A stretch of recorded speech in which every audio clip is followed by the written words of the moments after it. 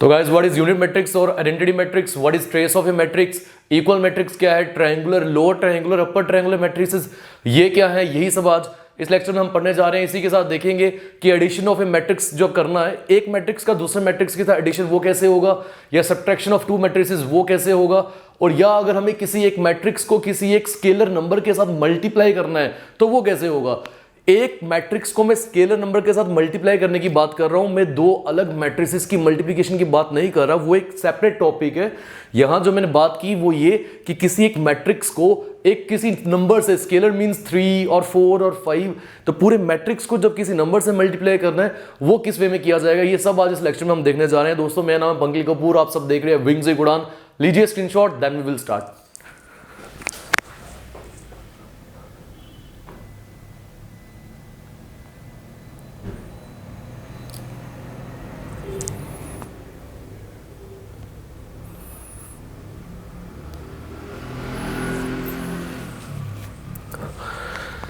तो दोस्तों एक क्विक रिवीजन दे देते हैं लास्ट टॉपिक को। आपको याद होगा इससे पहले हमने टाइप्स ऑफ मैट्रिसेस जो थे वो पढ़े थे, जो हमारा लास्ट लेक्चर था मैट्रिसेस एंड डिटरमिनेंट्स के ऊपर।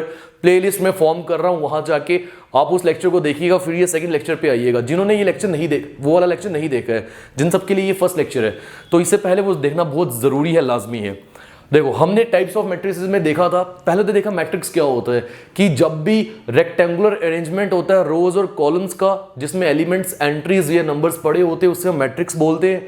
फिर हमने टाइप्स में देखा था रो मैट्रिक्स, एक ऐसा मैट्रिक्स जिसमें सिंगल एक ही रो हो, कॉलम्स कितने भी हो, उसे हम रो मैट्रिक्स बोलते हैं। फिर हमने देखा कॉलम मैट्रिक्स, कॉलम मैट्रिक्स है एटम मैट्रिक्स जिसमें एक ही कॉलम होगा, रोज जो है वो जितनी मर्जी हो।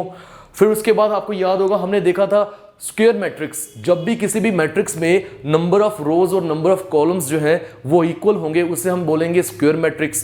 अब ऑर्डर ऑफ मैट्रिक्स की भी याद होगी। ऑर्डर ऑफ मैट्रिक्स क्या होता है कि रोज कितनी होती है वो एक नंबर लिखो।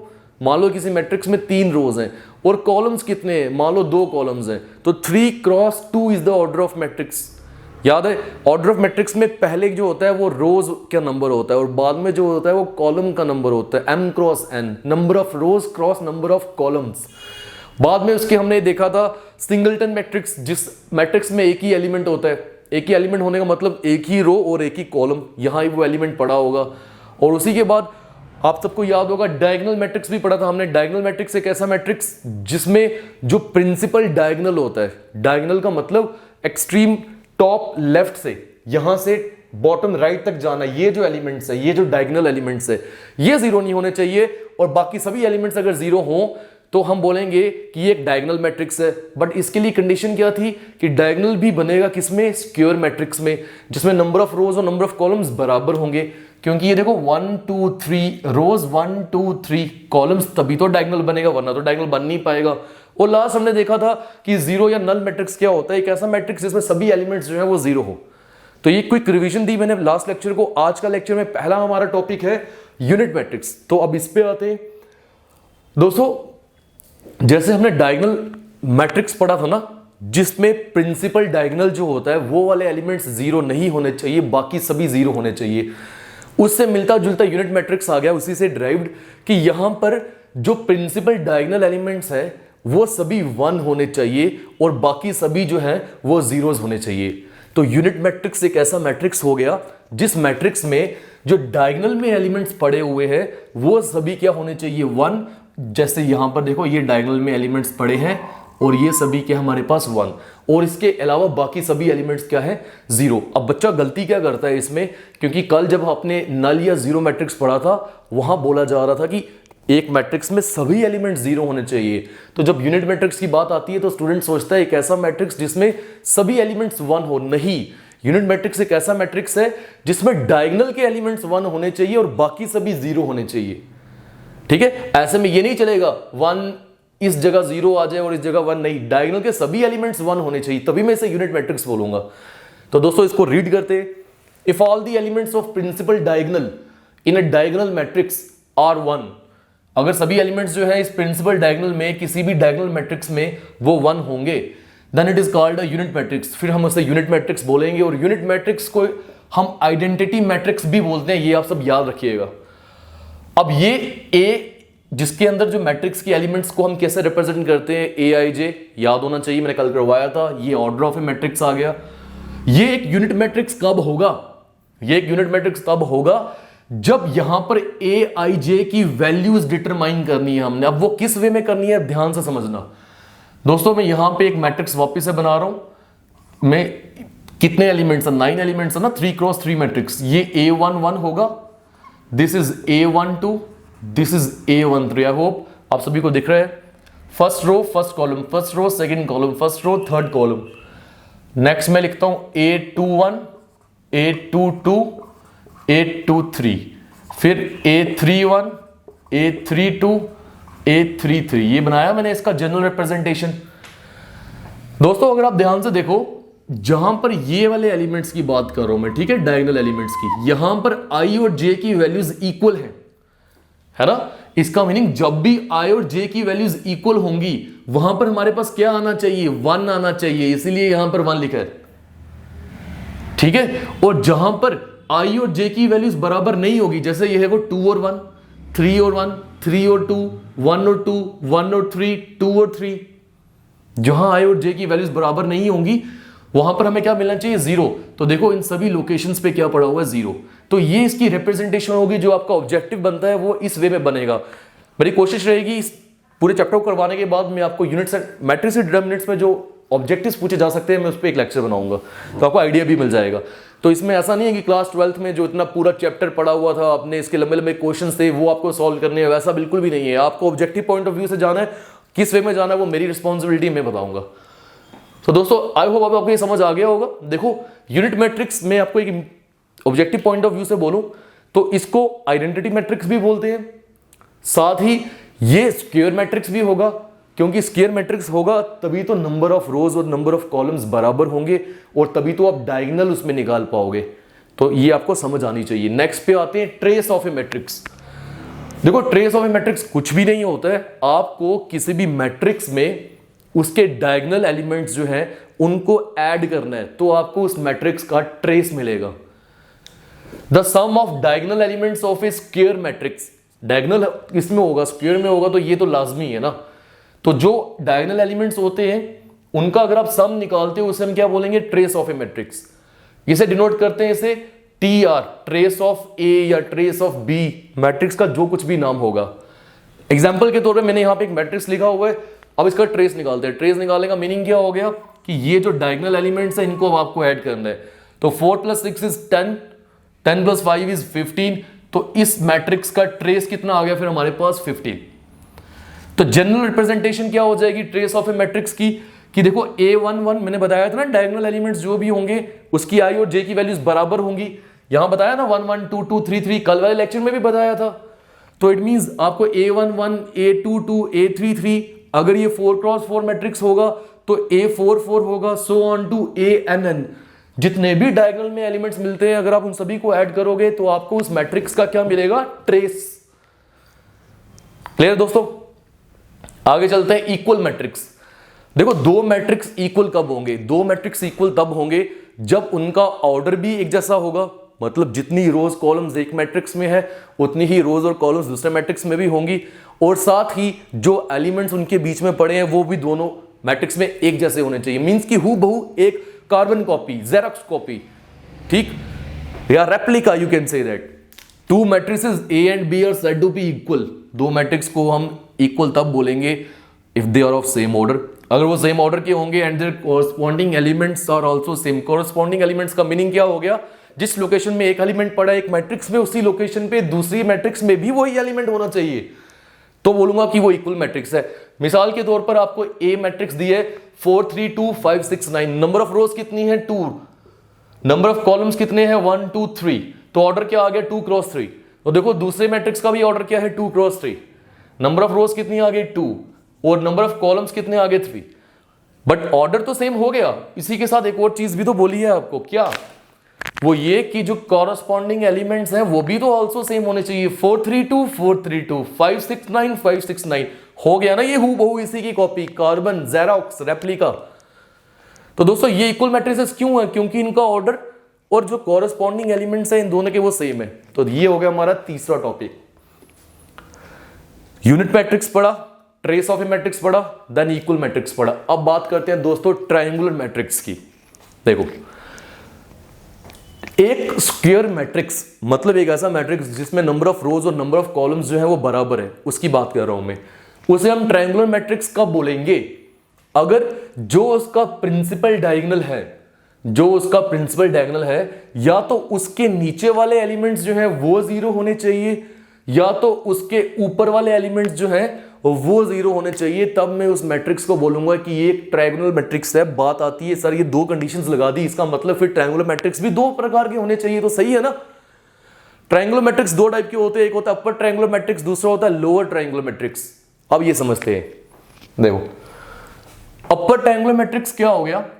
A square matrix is called upper triangular matrix if, Hindi में सरल भाषा में सुनो, कि जो भी प्रिंसिपल डायगोनल में जो एलिमेंट्स पड़े हैं उससे ऊपर जो एलिमेंट्स पड़े होंगे वो जीरोस नहीं होने चाहिए, वो कुछ होना चाहिए, तभी मैं से बोलूंगा अपर ट्रायंगुलर मैट्रिक्स। देखो ना 6 8 9 पड़ा हुआ है, कुछ भी हो जीरोस नहीं होने चाहिए बस, और इसके नीचे वाले डायगोनल के नीचे वाले एलिमेंट्स जो है वो जीरो होने चाहिए। याद कैसे रखोगे? अपर ट्रायंगुलर मैट्रिक्स का मतलब क्या हो गया कि अपर में कुछ एलिमेंट्स होने चाहिए और लोअर वाले जीरो होने चाहिए। और वैसा ही लोअर ट्रायंगुलर मैट्रिक्स क्या हो गया? देखो, डायगोनल के नीचे कुछ एलिमेंट्स होने चाहिए जो कि जीरो ना हो, और डायगोनल के ऊपर वाले एलिमेंट्स क्या होने चाहिए? फिर वो जीरो होने चाहिए। तो ये कौन सा आ गया? Lower triangular matrix. दोस्तों आपसे ये भी चीजें पूछ सकता है, और आपसे ऑब्जेक्टिव के पॉइंट ऑफ व्यू से अगर पूछा जाएगा तो वो जनरल रिप्रेजेंटेशन पूछेगा इन दोनों की। अब वो देखते हैं जनरल रिप्रेजेंटेशन कैसे आएगी। देखो, अब दोस्तों मैं इसी चीज को उठा रहा हूं, आपको ये बड़े अच्छे से समझना है। ये वाला बॉक्स जो मैंने बनाया हुआ है, देखो अगर यहां कहीं पे जगह हो तो मैं वापस बना दूं। चलो मैं यहां पे वापस से बना रहा हूं, थोड़ा सा लंबा बनाता हूं ताकि आपको बड़े अच्छे से दिखेगा। देखो दोस्तों, A11, A12, A13, A21, A22, A23, A31, A32, A33। इससे पहले जो मैंने मिटाया है, आपने स्क्रीनशॉट लिया ना शुरू में, आप वहां पे वापस देख सकते हो। देखो ध्यान से दोस्तों, डायगोनल एलिमेंट्स तो कौन से हो गए? ये वाले हो गए डायगोनल एलिमेंट्स। अब अपर ट्रायंगुलर मैट्रिक्स के लिए कंडीशन क्या बनाई है कि जब भी आई की वैल्यू जे से बड़ी होगी, कहने का मीनिंग ये देखो, A21, 2 जो है 1 से बड़ा है ना, ये आई की वैल्यू जे से बड़ी, A31 आई की वैल्यू जे से बड़ी, A32 आई की वैल्यू जे से बड़ी। तो जब भी आई की वैल्यू जे से बड़ी होगी वहां पर एलिमेंट कौन सा होना चाहिए? जीरो। तो देखो इन तीन पोजीशंस पे क्या जीरो पड़ा हुआ है? बिल्कुल जीरो पड़ा हुआ है। इट मींस ये क्या हो जाएगा फिर? ये अपर ट्रायंगुलर मैट्रिक्स। और लोअर ट्रायंगुलर मैट्रिक्स के लिए क्या कंडीशन दी हुई है कि नीचे कुछ एलिमेंट्स होने चाहिए, वो जीरो नहीं होने चाहिए, और इसके ऊपर डायगोनल के ऊपर एलिमेंट्स जीरो होने चाहिए। कंडीशन कैसे बनेगी? देखो, यहां आई की वैल्यू जे से छोटी है, 1 is less than 2, 1 is less than 3, 2 is less than 3। तो इट मींस जब भी आई की वैल्यू जे से छोटी होगी तो एलिमेंट जो आपका पड़ा होगा वो जीरो होना चाहिए। देखो ए आई जे जीरो पड़े हैं, जीरो बिल्कुल सही है। इट मींस ये एक लोअर ट्रायंगुलर मैट्रिक्स होगा। ठीक, तो ये हो गया हमारे जो ट्रायंगुलर मैट्रिक्स हमने समझने थे। अब आगे चलते हैं और देखते हैं कि एडिशन ऑफ मैट्रिक्स क्या होता है या सब्ट्रैक्शन ऑफ मैट्रिक्स क्या होता है। इस पे आपको ऑब्जेक्टिव जो है वो जरूर पूछ सकते हैं। दोस्तों जब भी आपने दो मैट्रिसेस को ऐड करना है, पहले मैं ये भी बता दूं, कुछ बच्चों को मैट्रिक्स और मैट्रिसेस में फर्क नहीं पता। मैट्रिक्स मींस सिंगुलर, एक ही मैट्रिक्स, और एक से ज्यादा होंगे आप उसे मैट्रिसेस बोलोगे। जैसे रेडियस का रेडियाई बनता है तो मैट्रिक्स का मैट्रिसेस बनता है। तो जब भी आपने दो मैट्रिसेस को ऐड करना है तो याद रखिएगा उन दोनों मैट्रिसेस का जो कॉरस्पॉन्डिंग एलिमेंट होता है। कॉरस्पॉन्डिंग का मतलब क्या हो गया? जैसे मैं दो मैट्रिसेस ले लेता हूं, यहां पे इस पोजीशन पे 4 पड़ा है तो यहां पे इस पोजीशन पे कुछ भी इसी पोजीशन की ही बात कर रहा हूं, ये हो गया कॉरस्पॉन्डिंग एलिमेंट। इस 3 के लिए कॉरस्पॉन्डिंग कौन हुआ? ये वाला एलिमेंट। तो मैं ये बोल रहा हूं कि दो मैट्रिसेस को ऐड करने का मतलब हो गया उनके कॉरस्पॉन्डिंग जो एलिमेंट्स हैं वो ऐड होंगे। वो तभी पॉसिबल होगा अगर दोनों मैट्रिसेस का जो ऑर्डर है वो सेम होगा, तभी तो आप हर किसी को एक किसी के साथ ऐड कर पाओगे। तो जो नेसेसरी कंडीशन है दो मैट्रिसेस को ऐड करने की वो क्या है कि order of both the matrices should be same. दोनों मैट्रिसेस का ऑर्डर जो है वो सेम होना चाहिए। मिसाल के तौर पे मैंने ए मैट्रिक्स लिया, एक बी मैट्रिक्स लिया, यहां पर नंबर ऑफ रोज कितनी है 2, कॉलम्स कितने हैं 3, तो ये हो गया 2 क्रॉस 3। नंबर ऑफ रोज कितनी है 2, कॉलम कितने हैं 3, ये भी हो गया 2 क्रॉस 3। इट मींस इनकी एडिशन पॉसिबल है। बट अगर आपको ऐसे दो मैट्रिसेस दे दे जहां पे उनका ऑर्डर सेम नहीं है, तो you can not add those two matrices, can not be determined, you can say that, और simply you can say that these two matrices can never be added. अब देखो आपने ऐड क्या करना है, इस कॉरस्पॉन्डिंग एलिमेंट को इसके साथ जोड़ देना है। तो 3 + 2 = 5, 5 + 3 = 8, 7 + 4 = 11, 2 + 1 = 3, 4 + 6 = 10, 6 + 9 = 15। तो कितना बन गया 5, 8, 11, 3 + 2 = 5, 5 + 3 = 8, 7 + 4 = 11, 2 + 1 = 3, 4 + 6 = 10, 6 + 9 = 15। तो ये आ गया आपका एडिशन ऑफ मैट्रिक्स। ठीक है, इसी तरह से अब हम सब्ट्रैक्शन ऑफ मैट्रिसेस भी पढ़ने जा रहे हैं। तो दोस्तों सब्ट्रैक्शन भी दो मैट्रिसेस की कैसे हो पाएगी, अगर उन दोनों मैट्रिसेस का ऑर्डर जो है वो सेम होगा, तभी आप कॉरस्पॉन्डिंग एलिमेंट्स को सब्ट्रैक्ट कर सकते हो, तभी एक एलिमेंट में से दूसरा एलिमेंट आप निकाल सकते हो, माइनस कर सकते हो। तो नेसेसरी कंडीशन देखो, इधर भी क्या बोला मैंने, order of both the matrices should be same. For subtraction of matrices corresponding elements जो होंगे of both the matrices are subtracted simply. मिसाल के तौर पे ये दो मैंने मैट्रिक्स ली, ये वाले सेम है, इनकी एडिशन देखी ना आपने, अब इनकी सब्ट्रैक्शन देखो। आप कॉरस्पॉन्डिंग एलिमेंट्स को माइनस करना, बट पहले ऑर्डर देख लो। देखो 2 रोज 3 कॉलम, 2 रो 3 कॉलम, सही है। अब आप इनको सब्ट्रैक्ट कर सकते हो कॉरस्पॉन्डिंग एलिमेंट को। तो 3 - 2 = 1, 5 - 3 = 2, 7 - 4 = 3, 2 - 1 = 1, 4 - 6 = -2, 6 - 9 = -3। I will repeat, 3 - 2 = 1, 5 - 3 = 2, 7 - 4 = 3, 2 - 1 = 1, 4 - 6 = -2, क्योंकि 4 छोटा है 6 से, और 6 - 9 = -3। तो दोस्तों ये हो गया हमारा सब्ट्रैक्शन ऑफ मैट्रिक्स। तो आई होप ये भी अब आपको समझ आ चुका होगा। एक लास्ट टॉपिक हमारा आज रह चुका है, वो भी समझते हैं। देखो स्केलर नंबर की मैट्रिक्स के साथ मल्टीप्लिकेशन करना वो एक अलग टॉपिक है, और दो मैट्रिक्स या मैट्रिसेस को आपस में मल्टीप्लाई करना वो एक अलग टॉपिक है। यहां हम देख रहे हैं स्केलर मल्टीप्लिकेशन ऑफ मैट्रिसेस। तो देखिए आपको एक मैट्रिक्स दिया है A 1 3 5 2 4 6, and if you have to find 3 of A, 3 of A means thrice of A। यहां ये जो 3 है ना, ये क्या है हमारे पास, यही है हमारे पास एक स्केलर नंबर। इस 3 को हम A से मल्टीप्लाई करने वाले हैं। तो दोस्तों देखो करना कुछ भी नहीं है आपने, ये जितने भी एलिमेंट्स है ना, उस देखो ध्यान से मैं क्या करता हूं, मैं इस 3 को 3 रहने देता हूं, ठीक है, और A की वैल्यू ऊपर से पुट करता हूं 1 3 5 2 4 6। अब इस 3 को अंदर वाले हर एक एलिमेंट के साथ मल्टीप्लाई कर लो बस। तो आंसर क्या मिलेगा, 3 1 = 3, 3 3 = 9, 3 5 = 15, 3 2 = 6, 3 4 = 12, 3 6 = 18। तो ये हमारा आ गया स्केलर मल्टीप्लिकेशन एक मैट्रिक्स का। रिपीट कर रहा हूं, 3 1 = 3, 3 3 = 9, 3 5 = 15, एंड 3 2 = 6, 3 4 = 12, 3 6 = 18। तो ये था दोस्तों आज का लेक्चर। मैं उम्मीद करता हूं आपको अच्छा लगा होगा। अगर आप चाहते हो मैं क्विक रिवीजन वापस से देता हूं। यूनिट मैट्रिक्स क्या होता है, एक ऐसा मैट्रिक्स जिसके प्रिंसिपल डायगोनल एलिमेंट्स जो है वो 1 हो, बाकी सभी 0 हो। यूनिट मैट्रिक्स को हम आइडेंटिटी मैट्रिक्स भी बोलते हैं। स्क्वायर मैट्रिक्स तो होगा ही है, क्योंकि प्रिंसिपल डायगोनल हमेशा स्क्वायर मैट्रिक्स में होता है, और स्क्वायर मैट्रिक्स इज ऐसा मैट्रिक्स जिसमें नंबर ऑफ रोज और नंबर ऑफ कॉलम्स बराबर होते हैं। ट्रेस ऑफ ए मैट्रिक्स क्या हो गया, इसमें पूरे मैट्रिक्स में जितने मर्जी एलिमेंट्स हो, जितने मर्जी हो, बट नंबर ऑफ रोज और कॉलम तो बराबर होने चाहिए ना, तभी तो आप डायगोनल ढूंढ पाओगे। तो इसमें डायगोनल एलिमेंट्स को ऐड कर लो, ट्रेस मिल जाएगा मैट्रिक्स का। इक्वल मैट्रिक्स का मतलब ऐसे दो मैट्रिक्स जिनका ऑर्डर भी सेम है और एलिमेंट्स भी सेम है। ट्रायंगुलर मैट्रिक्स का मतलब क्या हो गया, एक स्क्वायर मैट्रिक्स को ट्रायंगुलर मैट्रिक्स तब बोलोगे अगर उसके नीचे वाले डायगोनल के नीचे वाले एलिमेंट्स या तो वो 0 हो, या तो डायगोनल के ऊपर वाले एलिमेंट्स वो 0 हो। तो अपर ट्रायंगुलर मैट्रिक्स क्या हो गया, जिसमें डायगोनल के ऊपर वाले एलिमेंट्स जो है वो कुछ होने चाहिए, 0 नहीं होने चाहिए, और नीचे वाले 0 हो जाए। लोअर ट्रायंगुलर मैट्रिक्स का मतलब क्या होगा, जिसमें लोअर पोजीशन पे जो एलिमेंट्स है वो 0 नहीं होने चाहिए, और ऊपर पोजीशन में जो एलिमेंट्स है डायगोनल की वो 0 होने चाहिए। ठीक है, नाम से याद रखना, जब अपर बोलेगा ना मतलब अपर में जीरोस नहीं चाहिए, कुछ और चाहिए। लोअर बोलेगा तो लोअर में जीरोस नहीं चाहिए, कुछ और चाहिए। एडिशन मैट्रिक्स का तब हो पाएगा जब दोनों मैट्रिक्स का ऑर्डर सेम होगा, then simply you have to add corresponding elements of two matrices. And subtraction of matrix, same necessary condition is required there, that is the order of both the matrices should be same, then simply subtract each corresponding element of two matrices. Then scalar multiplication of matrix means whenever you need to find the multiplication, scalar multiplication of a number with matrix, and simply multiply that number with each element of the matrix. Here we have 3, we have to multiply this 3 with all the elements and thus the required result will be obtained. तो दोस्तों ये था आज का lecture, मिलते हैं next lecture में। शुक्रिया, खुदा हाफिज, अल्लाह हाफिज और जय श्री राम। चलते हैं, सत श्री अकाल भी।